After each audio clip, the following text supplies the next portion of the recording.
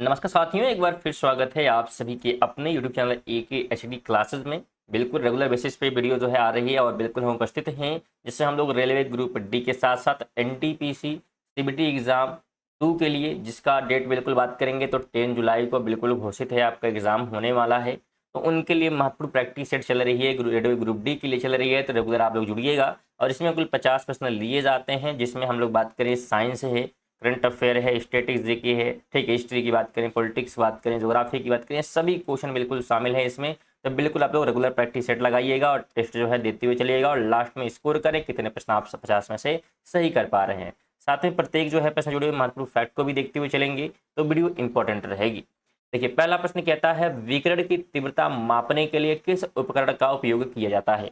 विकिरण की तीव्रता जो है मापने के लिए, तो इसके लिए जो है एक्टिनोमीटर का जो है उपयोग होता है। ऑप्शन नंबर 20 का राइट आप कर देंगे। अगला प्रश्न कहता है पुर्तगालियों द्वारा श्रीलंका की खोज किस वर्ष की गई। देखिए, श्रीलंका की खोज की बात यहाँ पे की गई है, तो श्रीलंका की खोज जो है 1505 ईस्वी में की गई थी। किसके द्वारा? तो पुर्तगालियों के द्वारा। अगला प्रश्न है कि भारत आने वाले पहले पुर्तगाली यात्री का नाम क्या था, जो भारत आया था सबसे पहले। तो बिल्कुल हमने कवर किया था, कल भी ये क्वेश्चन था, वास्को ड गामा। बस क्वेश्चन का पैटर्न थोड़ा सा चेंज था पूछने का, ठीक है। तो सी यहाँ पे राइट होगा। कब आया था? तो बिल्कुल 1498 में आया था, तो ये फैक्ट भी ध्यान रखेंगे। अगला प्रश्न है कि मनुष्य के लिए श्रव्य श्रव्य ध्वनि तरंगों की आवृत्ति सीमा क्या है, यानी जो मनुष्य सुन सकता है वो आवृत्ति यहाँ पे कितनी होती है। तो यह जो है 20 हर्ट्ज से लेके 20,000 हर्ट्ज के बीच की जो तरंगे होती हैं, आवृत्ति होती हैं, वो क्या होते हैं, मनुष्य जो है सुन सकता है। तो ऑप्शन सी राइट हो जाएगा। 5 कहता है कौन से जीव अपश्रव्य तरंगों को महसूस कर सकते हैं, यानी अपश्रव्य जो तरंगे हैं उसे कौन जो है महसूस कर सकता है। तो ये जो है कुत्ता कर सकता है, बिल्ली कर सकता है और सांप जो है कर सकते हैं। तो बी यहाँ पे राइट होगा, ठीक है। ये जो है बहुत ही धीमी आवाज़ों को जो है, तरंगों को जो है बिल्कुल महसूस कर सकते हैं, जो मनुष्य नहीं कर पाते हैं। आगे बात करेंगे, भारत में प्रथम पुर्तगाली वायसराय कौन था। प्रथम जो है पुर्तगाली वायसराय की जो है बात यहाँ पे की गई है, जिसका नाम था फ्रांसिस्को डी अल्मीडा। क्या नाम था? फ्रांसिस्को डी अल्मीडा था, बिल्कुल ध्यान रखेंगे, ठीक है। और भारत में पुर्तगालियों का पहला गवर्नर या वायसराय भी इसी को माना जाता है, ठीक है। तो गवर्नर भी है और वायसराय भी है, तो दोनों आप बिल्कुल ध्यान रखेंगे। तो स्टूडेंट, वीडियो बहुत ज़्यादा इसलिए कह रहे हैं इंपॉर्टेंट है, क्योंकि सभी प्रकार के हम देखें, साइंस है, ठीक है, करंट अफेयर भी इसमें लिए गए हैं, ठीक है, हिस्ट्री के प्रश्न है, मतलब सभी प्रकार के प्रश्न हैं। और ये सभी प्रीवियस क्वेश्चन, संभावित प्रश्न क्या बन सकते हैं, वो सभी जो है अब तक के पेपर के अनुसार जो है बिल्कुल कवर किए जा रहे हैं। तो वीडियो इंपॉर्टेंट है, तो वीडियो पर जब भी आप क्लिक करें तो वीडियो को जो है पूरा लास्ट तक जरूर देखें, क्योंकि सभी प्रश्न इंपॉर्टेंट रहते हैं। आगे बात करेंगे, 1751 में अर्काट की घेराबंदी में किसकी जीत हुई थी। अर्काट की घेराबंदी में किसकी जो है जीत हुई। तो इसमें जो है जीत हुई थी अंग्रेज की। किसकी? अंग्रेज की। बिल्कुल आप डी राइट करेंगे। ये युद्ध जो है घेराबंदी हम लोग बात करेंगे, विजय जो है बिल्कुल किसकी हुई थी? अंग्रेज की जो है यहाँ पे हुई थी। आगे बात करेंगे, मानव शरीर का सामान्य तापमान फ़ारेनहाइट में कितना होता है। तो सामान्य तापमान फ़ारेनहाइट में जब हम बात करेंगे तो ये होता है 98.6 डिग्री फ़ारेनहाइट। ऑप्शन बी आप राइट कर देंगे। वहीं हम लोग सेल्सियस में बात करेंगे तो 37 डिग्री सेल्सियस जो है बिल्कुल होता है, तो ये भी आप ध्यान रखेंगे। आगे कहता है संविधान का कौन सा अनुच्छेद सर्वोच्च न्यायालय को रिट जारी करने की शक्ति देता है। तो रिट जारी करने की शक्ति जो है कौन देता है? तो ये देता है आर्टिकल 32। कौन कहता है? बिल्कुल आर्टिकल 32 कहता है। साथ में ध्यान रखेंगे, इसे डॉक्टर VR अम्बेडकर ने संविधान की आत्मा कहा है। इसे क्या कहा गया है? तो संविधान की आत्मा, ठीक है, संविधान की आत्मा बिल्कुल कहा गया है। किसने कहा है? तो VR जो है अम्बेडकर के द्वारा जो है यहाँ पे कहा गया है, तो ये बिल्कुल आप ध्यान रखेंगे। अगला प्रश्न है, उच्च न्यायालय किस अनुच्छेद के तहत रिट जारी करने की शक्ति रखता है। देखिए, उच्च न्यायालय की बात की गई है, ठीक है, और यहाँ पे क्या है? तो सर्वोच्च न्यायालय था। तो उच्च न्यायालय जो है जारी करता है रिट 226 के तहत। किसके तहत? 226 के तहत। तो ऑप्शन बी आप इसका राइट कर देंगे। अगला प्रश्न है, डिजिटल इमेज के संदर्भ में DPI का पूर्ण रूप क्या है। देखिए, कंप्यूटर से हम लोग बात करें तो मोस्टली रेलवे एग्जाम में कंप्यूटर में हम लोग देखें तो फुल फॉर्म या शॉर्टकट की जो है पूछा जा रहा है, तो मुख्य रूप से फोकस उसी पे किया जाएगा। देखिए डिजिटल इमेज में जो है DPI का जो है फुल फॉर्म हम लोग बात करेंगे तो ये हो जाता है डॉट्स पर इंच। ऑप्शन क्या हो जाएगा, बिल्कुल ये जो है आप राइट कर देंगे। अगला प्रश्न है कि हैवियस कॉर्पस रिट का शाब्दिक अर्थ क्या है। हैवियस कॉर्पस जो है रिट का शाब्दिक अर्थ हम लोग बात करेंगे तो ये हो जाता है बंदी प्रत्यक्षीकरण। ऑप्शन क्या हो जाएगा, बिल्कुल सी हो जाएगा, बंदी प्रत्यक्षीकरण, जो कि न्याय प्रणाली में एक प्रकार का रिट है, ध्यान रखें। 13 कहता है नागरहोल राष्ट्रीय उद्यान किस राज्य में स्थित है। नागरहोल राष्ट्रीय उद्यान की बात करेंगे तो यह है कर्नाटक में। कहाँ पे है, कर्नाटक में है, बिल्कुल ध्यान रखें।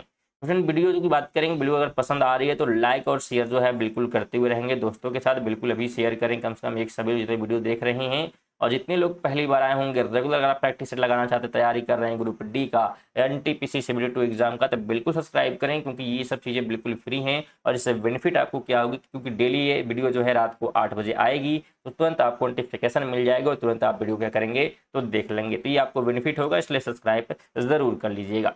चलिए आगे हम लोग बात करते हैं। कह रहा है कि अंशी राष्ट्रीय उद्यान और बांदीपुर राष्ट्रीय उद्यान कहाँ स्थित है। अंशी राष्ट्रीय उद्यान और बांदीपुर की दोनों की बात यहाँ पे की गई है, तो ये दोनों जो है बिल्कुल कहाँ पे हैं, कर्नाटक में है। ऑप्शन नंबर ए राइट होगा। देखिए इसके अलावा हम लोग बात करेंगे अंशी बांदीपुर, ठीक है, इसके अलावा कुद्रेमुख और बनेरघट्टा, ये सब राष्ट्रीय उद्यान सभी कहाँ पे हैं, तो कर्नाटक में ही है, ठीक है। चलिए आगे बढ़ते हैं। कहता है कि 2011 की जनगणना के अनुसार साक्षर व्यक्ति किसे माना जाता था। इसे माना जाता है साक्षर यानी कि लिटरेट किसे हम मानते हैं, तो यह जो है माना गया है उस व्यक्ति को जो कि 7 वर्ष या उससे अधिक आयु का हो और किसी भाषा को समझ सके, उसी को यहाँ पे लिटरेट माना गया है, साक्षर माना गया है, ठीक है। तो बिल्कुल आप ध्यान रखेंगे, और किसी भी भाषा को बिल्कुल समझने और पढ़ने लिखने का ज्ञान रखता है, ये सब साक्षर कहलाते हैं। आगे कहता है स्वराज दल की स्थापना कब और कहाँ हुई थी। स्वराज दल की बात करेंगे तो इसकी स्थापना जो है हुई थी 1923 में इलाहाबाद में। कहाँ पे हुई थी, बिल्कुल। अच्छा, करने वाले कौन थे, तो CR दास, ठीक है, CR दास, और साथ में जो है मोतीलाल नेहरू। किसने किया था, मोतीलाल नेहरू। तो इन दोनों के द्वारा जो है मिलकर क्या है इसकी स्थापना जो है की गई थी। इस पूरा नाम बात करें CR दास का तो चित्तरंजन दास, ठीक है, क्या नाम है, चित्तरंजन दास। तो ये फुल फॉर्म भी ध्यान रखेंगे इनके नाम का। आगे है रामकृष्ण मिशन की स्थापना किसने की। रामकृष्ण मिशन की स्थापना की बात करेंगे तो स्वामी विवेकानंद के द्वारा इसकी स्थापना की गई। कब की गई पूछे तो 1897 में इसकी स्थापना की गई थी। अपने जो है गुरु रामकृष्ण परमहंस के नाम पर इन्होंने क्या किया था, तो स्थापना जो है किया था। आगे बात करेंगे भूदान आंदोलन की शुरुआत किसने की थी। भूदान आंदोलन की शुरुआत तो विनोबा भावे द्वारा इसकी जो है शुरुआत की गई। कब की गई थी, तो 1951 में जो है बिल्कुल इनके द्वारा की गई। आगे है कि भारतीय भूवैज्ञानिक सर्वेक्षण का मुख्यालय कहाँ स्थित है। बिल्कुल जियोलॉजिकल सर्वे ऑफ इंडिया के जो है मुख्यालय की हम लोग बात करेंगे तो यह है कोलकाता में। कहाँ पे है, बिल्कुल कोलकाता में स्थित है। 20 कहता है जैन मठ संस्थानों में किस नाम से जाना जाता है। जैन मठ संस्थानों को, जैन मठ जो है संस्थानों को किस नाम से जाना जाता है, तो उन्हें कहते हैं वसदी। क्या कहते हैं, वसदी कहते हैं। ऑप्शन नंबर सी इसका आप राइट करेंगे। जैन धर्म के मठ संस्थान वसदी के नाम से बिल्कुल जाने जाते हैं। अगला प्रश्न है कि क्षेत्रफल के आधार पर यूरोप महाद्वीप का सबसे बड़ा देश कौन सा है। यूरोप महाद्वीप का सबसे बड़ा जो है देश, यहाँ पे क्षेत्रफल के आधार पर बात की जा रही है तो रूस हो जाएगा। बिल्कुल आप सी क्या करेंगे, राइट कर देंगे। आगे है कि भारत का रेडियो खगोल विज्ञान केंद्र कहाँ स्थित है। रेडियो एस्ट्रोनॉमी सेंटर की बात करेंगे तो यह है ऊटी। कहाँ पे है, ऊटी यानी कि तमिलनाडु में। तो ऑप्शन बी इसका राइट हो जाएगा। आगे कहता है भारत में पहली बार जनगणना तो 1872 में की गई, लेकिन किस वायसराय के कार्यकाल में हुई थी। तो बिल्कुल ध्यान रखेंगे पहली जनगणना हुई थी 1872 में, लेकिन उस समय मतलब किसके समय हुआ था, तो लॉर्ड मेयो के समय। तो ऑप्शन सी आप राइट करेंगे। आगे है किस द्वीप का नाम बदलकर नेताजी सुभाष चंद्र द्वीप रखा गया है। किसका नाम चेंज करके, बिल्कुल जवाब देते हुए चलेंगे आप। तो नाम जो है चेंज किया गया है रॉस द्वीप का। तो रॉस द्वीप का नाम जो है 2018 में जो है प्रधानमंत्री मोदी ने क्या किया, तो बदल दिया, और जिसका नाम सुभाष चंद्र बोस जो है बिल्कुल रख दिया गया है। किसने किया है, बिल्कुल पीएम जो है मोदी के द्वारा जो है यहाँ पे किया गया। 25 कहता है नील द्वीप का नया नाम क्या रखा गया है। नील द्वीप का नया नाम, तो इसका नया नाम रखा गया है शहीद द्वीप। क्या रखा गया है, बिल्कुल शहीद द्वीप। ऑप्शन बी जो है बिल्कुल राइट हो जाएगा। 26 कहता है हैवलॉक द्वीप को अब किस नाम से जाना जाता है। हैवलॉक द्वीप को तो इसे जाना जाता है बिल्कुल स्वराज द्वीप के नाम से। ऑप्शन नंबर 20 का राइट हो जाएगा। आगे कहता है भारतीय संविधान में समाजवादी पंथ निरपेक्ष शब्द किस संशोधन द्वारा जोड़े गए। तो समाजवाद की बात करेंगे, पंथ निरपेक्ष की बात करेंगे, ये जोड़ा गया था 42वें संशोधन के थ्रू, और यह जो है किया गया था 1976 में। ठीक है, तो प्रस्तावना में संशोधन किया गया था। ठीक है, जिसमें हम समाजवादी, पंथ निरपेक्ष और अखंडता, एक और शब्द ध्यान रखेंगे क्या, तो अखंडता। ठीक है, तो ये शब्द जो है यहाँ पे जोड़े गए थे। 28 कहता है किस संविधान संशोधन को लघु संविधान कहा जाता है। मिनी कॉन्स्टिट्यूशन कहा गया है किस संशोधन को, तो बिल्कुल 42वें को ही कहा गया। किसको, 42वें को ही कहा गया, क्योंकि इस समय जो है व्यापक बदलाव जो है किए गए थे संविधान में। आगे कहता है स्वदेशी आंदोलन की शुरुआत किस वर्ष हुई। स्वदेशी आंदोलन की शुरुआत की बात हम करेंगे तो 1905 में इसकी जो है शुरुआत की गई थी, स्वदेशी आंदोलन की। ठीक है, और साथ में ध्यान रखेंगे 1905 में ही क्या हुआ था, तो बंगाल का विभाजन भी हुआ था। क्या हुआ था, बंगाल का विभाजन भी किया गया था। किसने किया था पूछ सकता है, तो लॉर्ड जो है कर्जन के द्वारा विभाजन जो है किया गया। आगे है कि वेद समाज की स्थापना 1864 में किसने की। इसकी बात हो रही है, वेद जो है यहाँ पे समाज की स्थापना की बात करेंगे तो यह जो है किया गया था केशव चंद्र सेन और श्रीधरलू नायडू के द्वारा। ऑप्शन बी हो जाएगा। कब किया गया, तो 1864 में जो है किया गया था। अगला प्रश्न कहता है आधुनिक आवर्त सारणी में कुल कितने तत्व और उनमें से कितने प्राकृतिक हैं। कुल कितने तत्व हैं और इसमें से कितने प्राकृतिक हैं, ये पूछा गया है आवर्त सारणी में। तो कुल 118 तत्व हैं, जिसमें से 94 क्या है, तो प्राकृतिक हैं, तो ध्यान रखेंगे। अगला प्रश्न कहता है तांबे का परमाणु क्रमांक क्या है। एटॉमिक नंबर की बात यहाँ पे की गई है, तो ये हो जाता है 29। कितना हो जाता है, 29 हो जाता है। और यहाँ पे अगर प्रतीक की बात करेंगे तो Cu से कॉपर को दिखाते हैं। अगला प्रश्न कहता है हवा को किस रूप में वर्गीकृत किया गया है।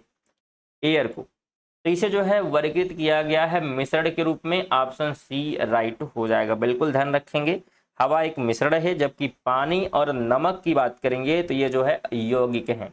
यौगिक में हम लोग बात करेंगे कौन कौन आता है, तो पानी आता है प्लस जो है नमक आता है। ठीक है, तो इन दोनों को ध्यान रखेंगे। अगला प्रश्न कहता है यदि 100 किलोग्राम द्रव्यमान की दो वस्तुएं 1 मीटर की दूरी पर रखी हैं तो उनके बीच गुरुत्वाकर्षण बल क्या होगा। देखिए क्वेश्चन है आपका, और ये फार्मूला अगर हम बात करें गुरुत्वाकर्षण बल का जो है होता क्या है। ठीक है, तो ये होता है G multiply M1 multiply M2 अपान का R²। ठीक है, ये फार्मूला होता है गुरुत्वाकर्षण बल का, और हमें जो है बिल्कुल द्रव्यमान दिया है 100 है दो वस्तुओं का, और G हम यहाँ पे रख लेते हैं। देखिए G का मान हम लोग क्या रखेंगे, तो G का मान रखेंगे 6.67 मल्टीप्लाई 10⁻⁻11।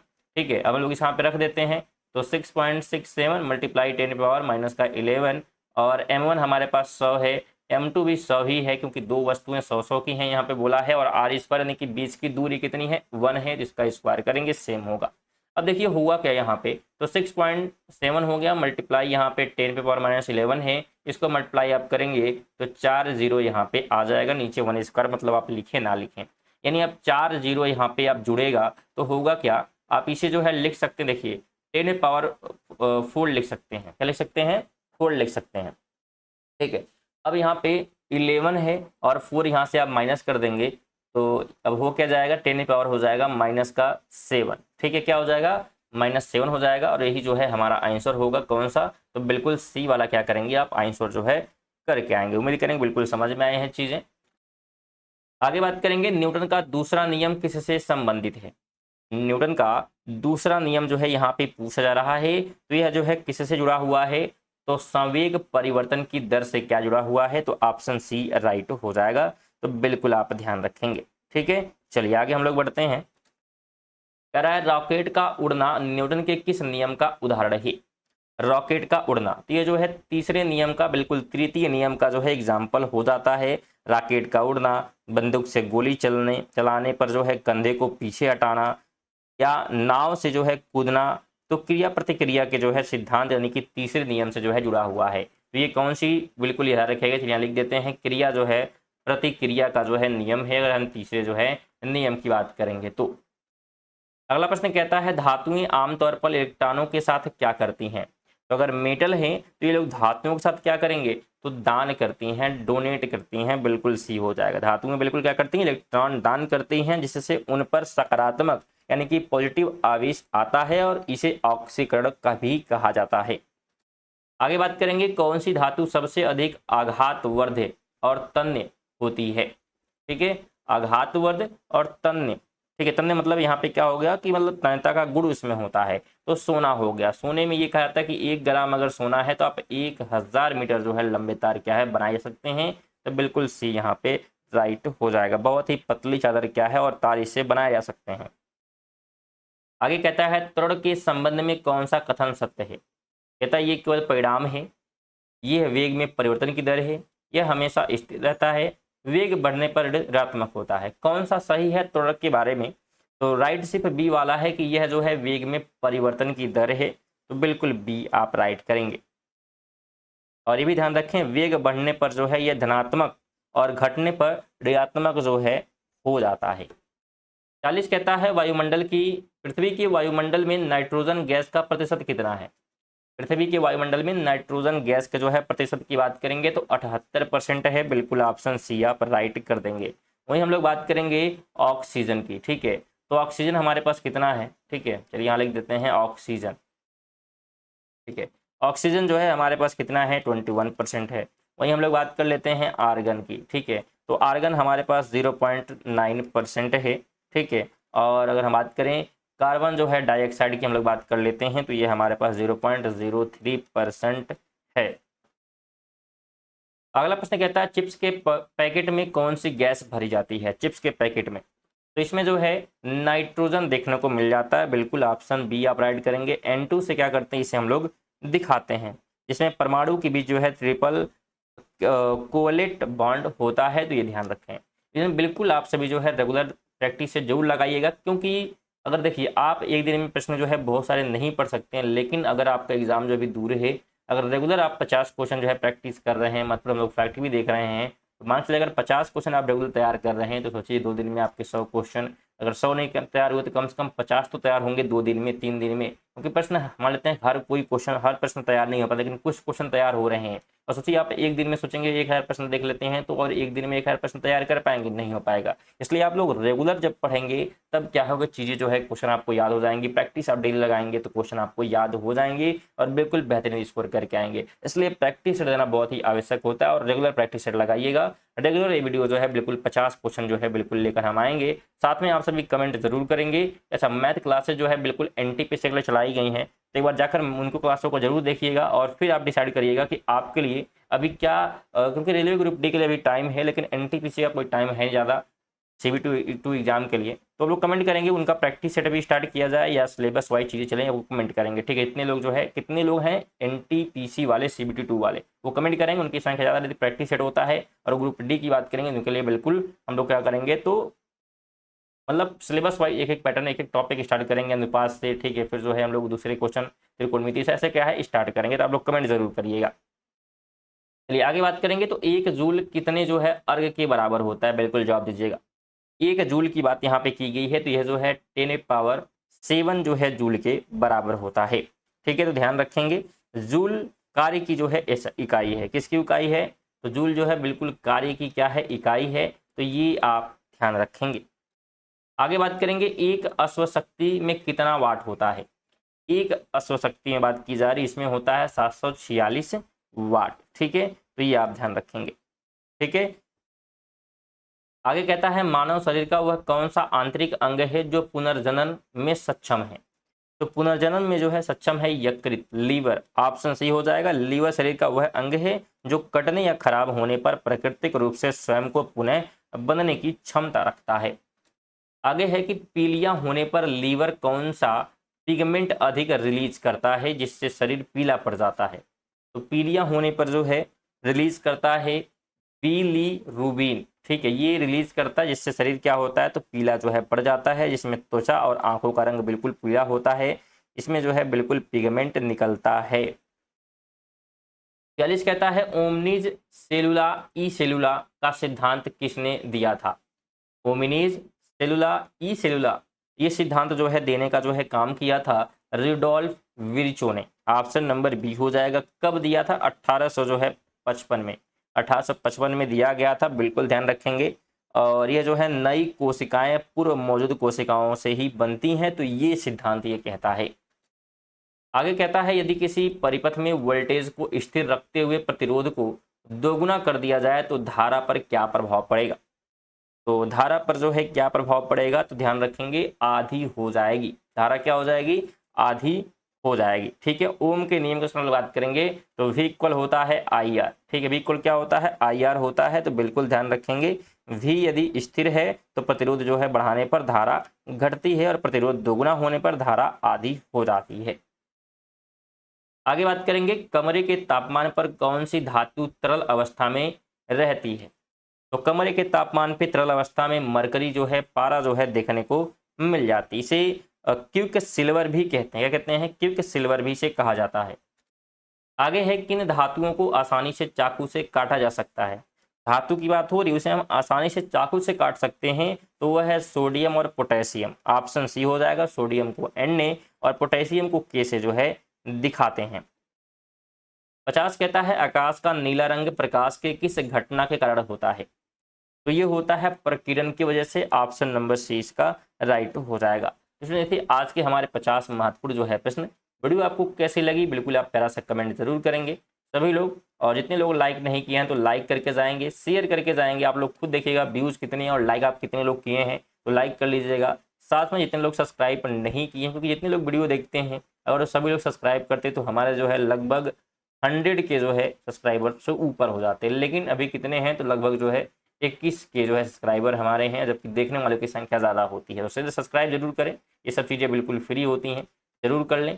PDF अगर आपको चाहिए तो PDF भी आप प्राप्त कर सकते हैं, क्योंकि अभी 22 जून तक जो है बिल्कुल टेलीग्राम बंद है। तो आप व्हाट्सएप चैनल से जुड़िएगा और वहाँ से आप इसका PDF ले लीजिएगा। चलिए मिलते हैं अगली वीडियो में, तब तक के लिए जय हिंद, वंदे मातरम।